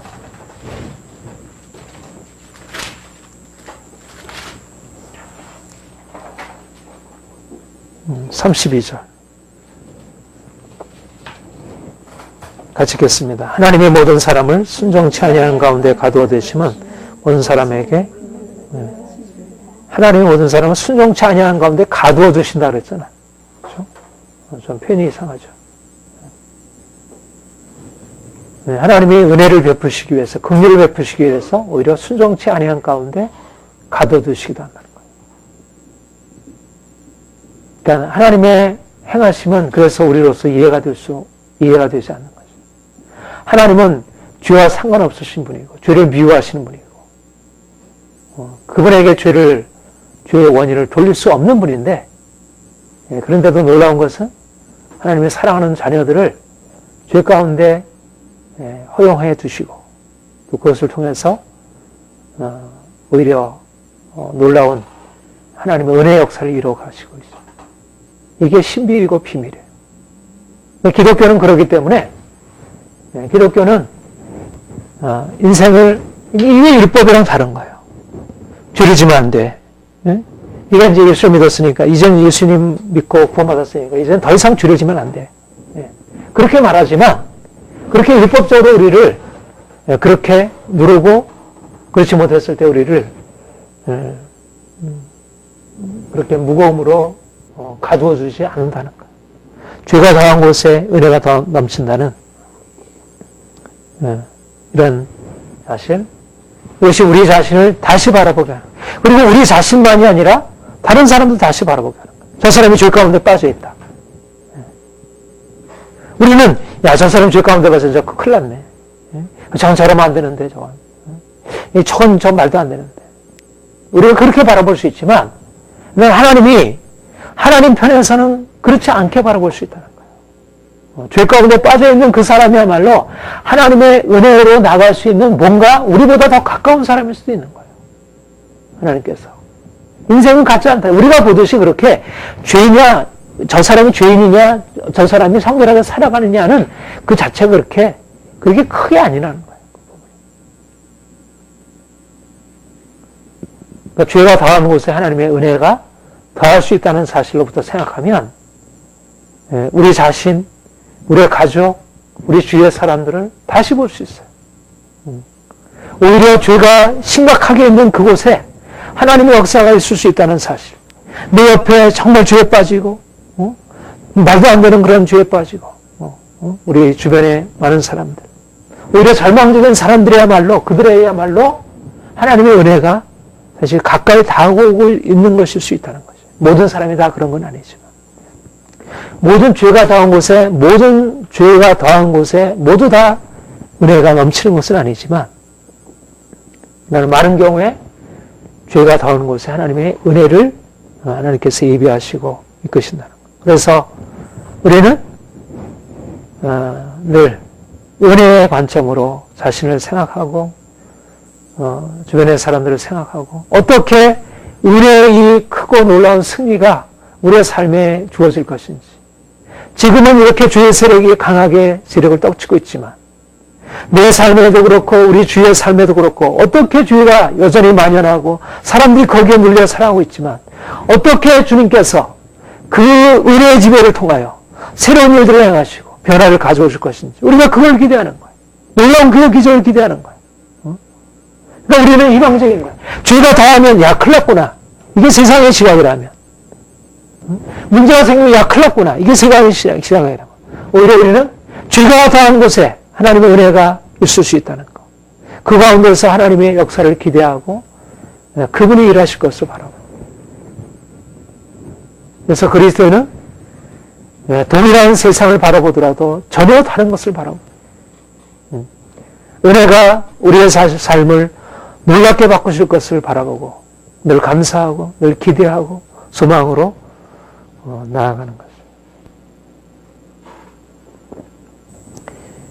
하나님이 우리를 은혜 아래에 두셨습니다. 하나님이 은혜 아래서 그분의 풍성한 것을 더하게 하실 것입니다. 여전히 우리 안에 있는 연약함들도 죄도 많은 문제들도 다 하나님의 은혜를 위하여 남겨두신 것들입니다. 그것조차도 우리가 그렇게 안간힘을 하면서 그렇게 씨름할 일이 아니고 주께서 그 은혜로 우리를 덮으시고 우리를 자유롭게 하시고 우리를 새롭게 하실 것을 그렇게 바라볼 일입니다. 은혜입니다. 온전하게 은혜입니다. 은혜 외에는 변화가 없습니다. 은혜 외에는. 은혜 외에는 은혜가 강력하게 임해야지 은혜 외에는 변화가 없는 거예요. 인생의 느낌을 풀 수 있는 것은 어떠한 것도 은혜 외에는 없는 거예요. 죄가 왕노릇하는 것에 은혜 외에는 우리를 하나님의 그 놀라운 기적적인 치유와 변화로 인도할 수가 없는 거예요. 문제가 생기면 생길수록 내 안에 문제가 생기면 생길수록 우리 주변에 문제가 생기면 생길수록 은혜를 의지하면서 그 문제를 돌파하고 나가야지 그 문제를 가지고 내가 실험하고 이거 안 되는데 걱정하고 뭔가 또 인간적인 가능성을 붙들고 그걸 해결하려고 하고 그것은 문제를 해결하는 게 아니라 더 고착화시키는 것에 불과해요. 물론 그렇게 고착화시켜가지고 또 은혜가 머물기도 하지만 은혜가 임하기도 하지만 은혜를 전적으로 주의 은혜가 우리 안에 나타나도록 은혜가 우리의 삶을 지배하도록 은혜가 왕노릇하도록 그럴 때 우리의 삶 전체 안에는 하나님의 놀라운 기적을 일어나게 되고 새로운 변화로 나갈 것입니다. 목사님, 네. 그 제가 더한 곳에 은혜가 더 넘쳤다고 하잖아요.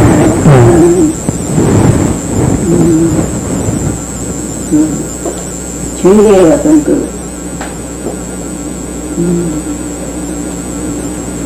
사람 중에서 더 많은 죄를 지었을 때,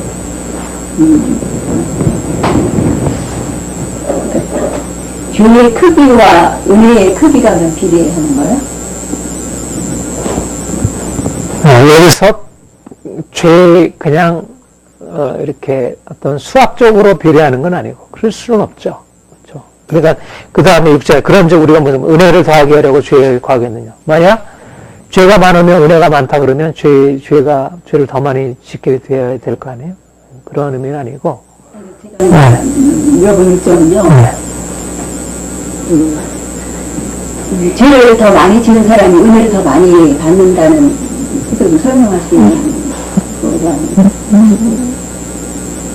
네, 뭐 그렇게. 그러니까 뭘 어떤 거를 지금 말씀하세요. 그러니까 이제 지금 제가 이제 설명을 이제 목사님 말씀하신 대로 잘못 이해했는지 모르지만, 그, 은혜가 많은 사람 있잖아요. 은혜가 많은 사람인데, 그 사람이 꼭 많은 죄를 져서 그 은혜를 나를 받은 건 아니잖아요. 그렇죠. 그렇죠. 그런 건 아니죠. 하나님도 어떤 그, 은혜로 계속 그 사람을 지배하기 때문에 그 사람이 은혜로 나가는 거지, 그 사람이 그렇죠. 죄를 많이 져서 은혜를 많이 받고, 그렇죠. 계속 나가는 건 그런 건 아니죠. 그런 건 아니고, 단지, 여기 바로 20절에 그렇게 율법을 가입하면서 범죄를 더하게 하려 합니다. 죄가 더한 것에 은혜가 나옵니다. 그러니까 사람들이 죄에 빠졌는데 율법을 가입하면서 죄가 더한 거예요. 그래가지고 더 심각한 문제 가운데 처해 있는 거죠. 문제 가운데 처해 있는 거예요. 그러니까 인간적으로 보면 절망적인 것인데 주님께서 그 죄의 자리에서 건져주신다는 거죠. 그러니까 여기서 말하는 것은 모든 삶에 이렇게 어떤 수량적으로 계산해서 죄가 많이 져야 은혜를 받는다. 은혜를 하나님께서 더 큰 은혜를 부으신다. 이제 그런 개념이 아니고 죄가 많은 곳에 죄가 이 사람보다 더 많은 죄를 졌고 더 많은 문제 가운데 처했을 때 하나님 그것에서 이제 건져주려면 강력한 은혜가 임해야 되잖아요. 그렇죠? 네, 강력한 은혜가 임해야죠. 네, 강력한 은혜가 임해야 거기서 벗어날 수 있는 거죠. 만약 작은 죄 가운데서 내가 문제 가운데 있으면 그 정도의 어떤 치유가 필요하지만 이제 강력한 죄 가운데 빠져 있었다면 거기서 벗어나기 위한 강력한 은혜가 더 필요하다. 네. 만약에 아이가 더러운 걸 뒤집어 썼다고 했을 때 더 시끄럽게 뒤집었으면 큰 물줄기를 닦아내야 되는 그렇죠. 그렇죠. 그런데 우리가 죄에 대해서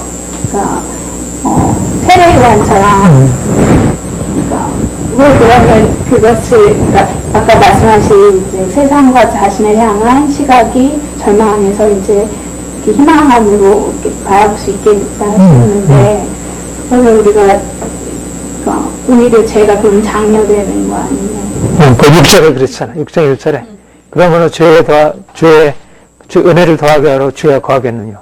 그럴 수 없느니라. 이제 이렇게 있는데 이거는 그러니까 뭐를 우리가 전제하냐면 여기서는 요거에 빠졌어요. 죄가 더하면 반드시 심판이 옵니다. 죄가 그냥 은혜로 이끌어가진 않아요. 죄가 오면 반드시 심판이 와요.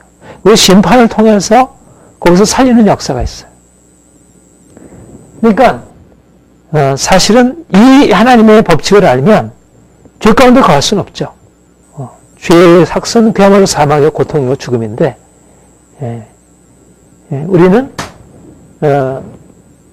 그런데 여기서 말하는 것은 우리가 의도적으로 은혜를 더하게 하려고 죄를 짓는다는 개념이 아니고 우리는 죄를 피하려 하지만 그래서 율법을 지키려 하지만 어쩔 수 없이 우리가 죄 가운데 들어가는 우리의 현실이라는 거예요. 우리가 연약함이라는 거예요.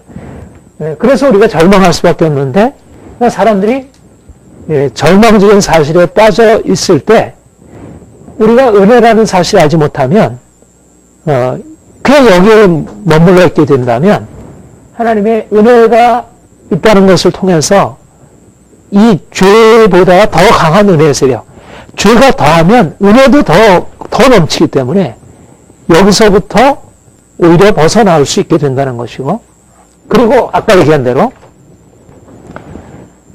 하나님이 그러니까 죄가 더했을 때 반드시 우리를 그 죄에 대한 깨달음으로 인도하기 위해서 심판의 자리로 인도해요.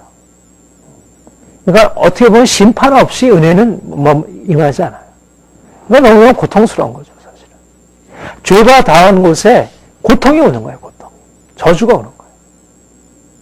저주를 거쳐서 죽음을 거쳐서 생명에 이르게 돼요. 그러니까 우리가 의지적으로 죄를 선택할 수는 없지. 우리가 죽음이라는 것을 전제하고서 그걸 선택할 사람은 아무도 존재하지 않죠. 하나님의 죄에 대한 그 심판을 안다면 어떻게 우리가 죄를 선택할 수 있겠어요? 근데 우리는 어쩔 수 없이 죄 가운데 놓이잖아요. 어쩔 수 없이. 내가 죄를 안 지려고 하지만. 그런 죄의 묶임이 있고, 그런데 은혜가 그런 우리에게 하나님의 은혜라는 예수 그리스도의 은혜라고 하는 놀라운 소망이 열려 있다는 거죠. 그러니까 여기서 중요한 것은 뭐냐면 우리가 이게 우리의 현실이라는 거죠. 죄가 우리 인생을 지배하고 있고 그래서 우리의 삶이 고통스럽고 절망스럽게 여겨먹고 그리고 죄가 더하면 더 고통스러운 삶이 찾아오고 그러니까 사람들이 다 여기에 운명처럼 갇혀 있다는 거예요. 그러니까 죄가 더하다고 하는 것은 아까도 얘기했지만 죄가 더하다는 것은 우리를 큰 두려움으로 인도하는 거예요. 죄가 더 강하다는 것은. 그 심판의 경고만이 심판 외에는 다른 건 안 보이는 거예요. 죄가 더하면. 심판을 넘어서 있는 생명을 볼 수가 없는 거예요. 이 피조물인 인간에게는, 육체를 가지고 있는 인간에게는 죄라고 하는 것은 죽음을 가져오는 거예요. 이게 우리가 그렇잖아요. 현실이 그렇잖아요. 우리가 죄를 지은 사람, 죄를 지은 사람 가만히 안 두잖아요. 형벌하잖아요. 그리고 모든 종교도 그걸 가르치고 있고. 죄라고 하는 것이 우리를 고통스럽게. 그리고 이 이상 다른 해답은 없다는 거예요. 그런데 운명처럼 이 인생이 죄 아래 묶여 있다는 거예요. 내가 스스로 선택해서 죄를 안 질 수 있는 게 아니라는 거예요. 그러니까 인생이 절망적인 거죠. 내가 율법을 받아서 아무리 거기서 벗어나려고 해도 벗어날 수 없고, 그러니까 심판은 더 강화되고, 인생은 아무런 희망도 없게 여겨지는 상황에서 은혜라고 하는 전혀 새로운 빛이 나타나서 그게 아니다. 죄가 아무리 더하고 네가 아무리 죄에서 벗어날 수 없다 할지라도 그것을 근본적으로 바꿔놓는 새로운 해결책이 이제 열려있다. 은혜의 왕노릇이라고 하는. 근데 복음의 소식을 말하는 거예요. 어떤 그 수학적인 법칙이 아니라 우리의 현실을 넘어서 있는 위로부터 내려온 어떤 이 새로운 복음의 소식을 말하고 있는 거죠.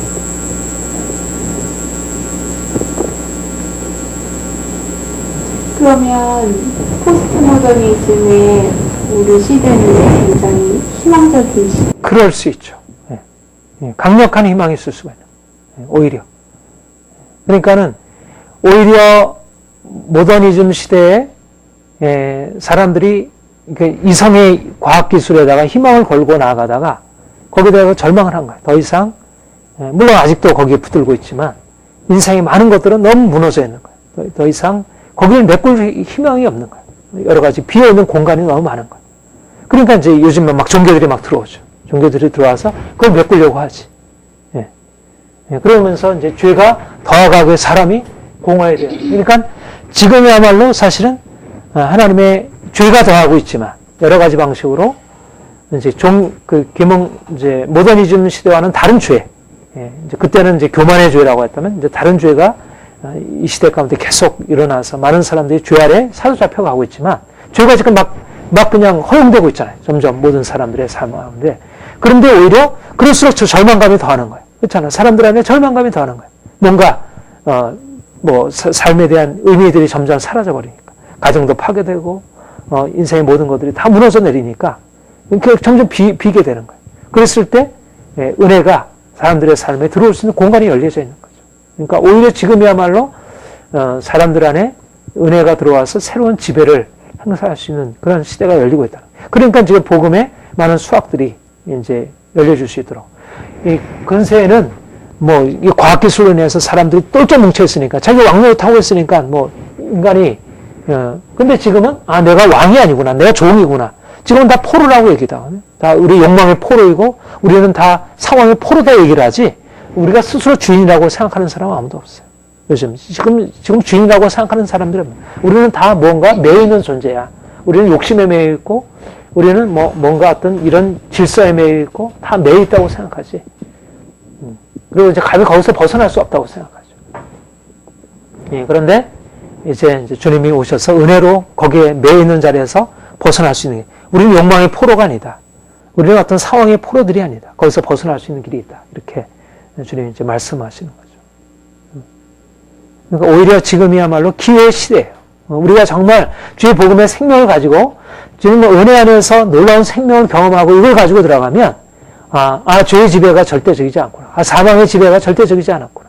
이것에서 벗어날 수 있는 길이 있구나. 생명이 있구나. 의가 있구나. 진정한 빛이 있구나. 이것을 통해서 분명히 이 시대와 경쟁하고 이 시대를 향하여 새로운 것을 보여줄 수 있는 거죠. 그 삼손에서요, 이제 드릴라가 이제 맨 마지막에 그 삼손의 머리를 묶기 전에 거기 이렇게 성경에 보면은 미칠지경이라고 그랬거든요. 그러니까 제가 이제 그 삼손을 완전히 장악을 했잖아요. 하나님께서 거기까지 내버려 두신 거잖아요.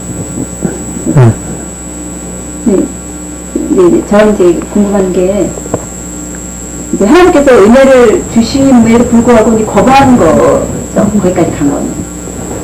그 전에, 그렇다. 네, 그 전에, 어떤 그 하나님의 그 조치가 있었으면 거기까지 안 갔을 거잖아요. 근데 하나님이 은혜를 계속 주셨어도 그 은혜보다도 죄가 더했기 때문에 거의 끝까지 하나님 그냥 버려주신 거잖아요. 그러니까 하나님이 사실은 그러니까 다윗 같은 경우 그렇잖아요. 다윗 같은 경우에 그러니까 요셉과 같이 이렇게 고난을 통해서 이제 하나님 바라보고 은혜를 경험한 경우도 있고 또 그러니까 죄를 이기고 그리고 다윗 같은 경우에는 이제 그렇게 하나님의 은혜를 엄청난 고난을 통해서 은혜를 경험하고 나서 죄 가운데 빠졌잖아요. 죄가 빠졌는데 오히려 그 죄로 인해서 이제 그가 큰 고난을 많이 겪었죠. 압살롬의 반역과 같은 그런 고난을 많이 겪었어요. 그런데 하나님이 그 죄로 인해서 또 더 은혜를 또 넘치게 하신 것이죠. 그 구원의 은혜, 죄로부터 죄사하시는 주님의 구원의 은혜를 경험하게요. 그러니까 하나님의 역사가, 그러니까 우리가 우리 편에서 기대하는 것은 그렇게 흠없이 주님 앞에 거룩하게 삶으로써 하나님의 축복에 들어가는 것을 기대하고 그렇게 나가야죠. 근데 이제 우리가 내가 의도하는 것과 달리 또 죄 가운데 빠지잖아요. 이러저러 약함. 여전히 내가 알지 못하는, 그건 이미 조상부터 우리에게 내려온 죄의 세력이 우리 안에 뿌리로 들어있고. 그래서 어느 날 그게 이제 위로 올라오는 거예요. 그래가지고 나를 사로잡아요. 그러면 내가 또 거기에 대해서 고통스러워하면서 거기서 벗어나려고 애를 써요. 안 돼요. 그런데 하나님이 그걸 통해서 하나님이 우리에게 은혜의 사실을 알리시는 거예요. 그분이 은혜로 우리를 구원하셨고 우리를 은혜로 구원하신다는 거예요. 그러니까 우리는 그런 면에서 우리가 아직 죄에서 온전히 벗어나지 못했다는 거, 여전히 우리 안에 죄가 있다는 사실들을 만날 때 그렇게 놀라할 것도 없고 그것에 대해서 그렇게 근심할 것도 없고 뭐 그렇다고 해서 그걸 정당할 것은 아니지만 그런 죄의 세력이 우리에게 드러났을 때 하나님의 은혜가 필요하구나. 더 은혜를 의지하는 거죠. 그래서 은혜가 우리에게 오면 그 죄의 세력은 오히려 은혜를 위한 계기가 되는 거예요. 내가 오늘도 내가 치과에 갔다 왔는데 내가 이가 별로 건강하면 치과에 굳이 갈 것 없잖아요. 근데 이가 안 좋으니까 이제 치과에 가서 이러저러한 이제 치료를 받고 이제 그렇잖아요. 그러니까 내가 어떤 죄가 있고 내가 문제가 생겼을 때 내가 주님을 만나서 주님께로부터 오는 은혜를 경험하고 우리를 변화를 경험하고 그러면서 점점 더 그분이 가지고 있는 그 놀라운 사랑과 능력과 은혜의 깊이하로 더 들어가는 거예요. 그러니까 죄가 없음으로 내가 주님 없이 살아도 되는 그런 인생이 그냥 그런 대로 좋아 보이지만 내가 죄인이기 때문에 내가 주님 없이는 살 수 없고 그래서 주님 은혜가 내게 와서 내 인생을 새롭게 만들고 그랬을 때 이것은 정말 귀한 것이라는 거예요. 그러니까 이 인생이 나으냐, 죄 없는 인생으로 하나님 축복받는 게 나으냐, 죄를 짓고 나서 회복받으면서 하나님의 은혜 가운데 들어가는 게 나으냐, 요셉이 나으냐, 다윗이 나으냐, 이게 어떻게 비교가 되겠어요? 어떻게 비교되겠어요? 그렇죠? 이 인생은 인생대로 의미가 있고, 인생이 인생대로 의미가 있는 거예요. 그런데 문제는 우리가 요셉 같은 경우에 나 그렇게 살고 싶어. 그것도 고난도 쉽지 않은 것이었지만, 그러나 그 인생은 그런 대로 괜찮아 보이는데, 다윗과 같은 인생. 이런 어떤 실패의 인생은 나한테 그런 일은 없었으면 우리가 그러기를 원하잖아요. 근데 주님은 그런 상황들을 마련하시고 우리 인생도 과거에 그랬고 또 지금도 앞으로도 그럴 수가 있는 거예요. 또 넘어짐이 있을 수 있고 그래요. 그러나 주님께서 우리를 죄가 당한 곳에 오히려 은혜를 넘치게 해서 그것들을 오히려 은혜의 기회를 삼으시니까 그것조차도 문제가 되지 않나요? 이것이 이제 성경이 우리에게 가지고 있는 놀라운, 그러니까 성경은 어떻게 보면 하나님을 잘 섬기는 사람들이 그렇게 범죄에 빠지고 또 넘어지고 이런 일들이 이스라엘 백성들의 역사가 그렇고 왜 하나님은 그렇게 하셨을까? 그들을 정말 곱게 그렇게 지어가지고 아주 엄격하게 만들면 좋겠다 싶은데 왜 그렇게 하셨을까? 하나님이 그걸 통해서 그분의 뜻을 이루시려고 한다는 거예요. 그러니까 우리는 그분의 측량할 수 없는 그분의 신비와 행하심에 대해서 우리는 감사하고 그러니까 항상 하나님을 바라보면, 그러니까 우리가 가지고 있는 고난이든, 우리가 가지고 있는 죄의 문제든, 이것들이 우리에게 더 크게 비춰야 할 이유가 없다는 거예요. 우리는 그것을 보고 정당한 일은 아니지만, 그것을 그냥, 이건 아니야. 이건 아니라고는 해야죠. 이게 죄는 아니야. 이것은 사망은 아니야. 이것은 벗어나야 돼. 그러나, 그것을 주님께서 다루셨다는 사실을 믿음을 인정하고 좀 나아가는 거죠. 지금 말씀 중에서 하나님께서 그분의 뜻을 이루시기 위해서 이제 그런 고난의 과정을 이끌었다 그러잖아요. 근데 우리한테는 자유의지가 있어서 우리의 어떤 자유의지로 인해서 어쨌든 뭐 죄를 짓든 고난을 당하든 하고 있잖아요. 네. 근데 하나님의 그 뜻을 이루기 위해서 우리를 그렇게 인도하신 거예요? 그러니까 그런 상황들을 허락하신다는 거예요. 그러니까 우리가 아무리 자유가 의지가 있어도, 예를 들면, 그러니까 다윗이 범죄에 빠지잖아요. 그 자유의지로 한 거잖아요. 하나님이 시켜서 그런 거 아니고. 그런데 하나님은 그런 상황을 허락하신다는 거예요. 그러니까 죄를 허용하시는 거죠. 그러니까 왜냐하면, 만약 그렇지 않았다면 그거를 미리 봉쇄하시죠. 막으시죠. 그러니까 예를 들면 베드로 같은 경우에도 주님 모르시지 않았잖아요. 그 책임은 우리한테 있는 게 아니잖아요. 그러니까 그게 이제 하나님의 인도하심과 하나님의 예정하시고 이끌어 가심과, 그러니까 우리가 자유의지로 선택한 거라니까요. 베드로가 부인한 것도 자유의지로 선택한 거죠. 그런데 주님이 아셨잖아요. 주님이 이미 아셨잖아요. 알았는데 막지 않았잖아요. 그럼 주님의 책임인가? 그런 건 아닌 거예요. 근데 그러니까는 죄가 더한 곳에 은혜가 더 넘친다고 하는 것은, 그런 의미에서, 그러니까 인간이 자유의지로 선택한 것을 하나님이 사용하시는 거예요. 제가 얘기했던 건 실수였고요. 잘못 말한 거고, 괜찮아요. 그러니까 우리의 어떤 그 모든 상황이, 그러니까 하나님의 은혜로 인도하시기 위해서 우리를 죄 아래, 아까 이제 그 불순종 가운데 가둬두신다고 얘기하잖아요. 그러니까, 이제 그래서 우리는 우리에 대한, 지난주에 얘기했죠. 우리의 죄에 대한 책임을 우리가 정말 의식하고, 그래서 회개하고, 또 우리가 벗어나려고 애쓰고 하지만, 그러나, 그럼에도 불구하고, 우리가 여전히 이렇게 묶여 있는 사실, 그런데 이제 주님이 우리를 거기서 벗어나게 하신다는 거. 이런.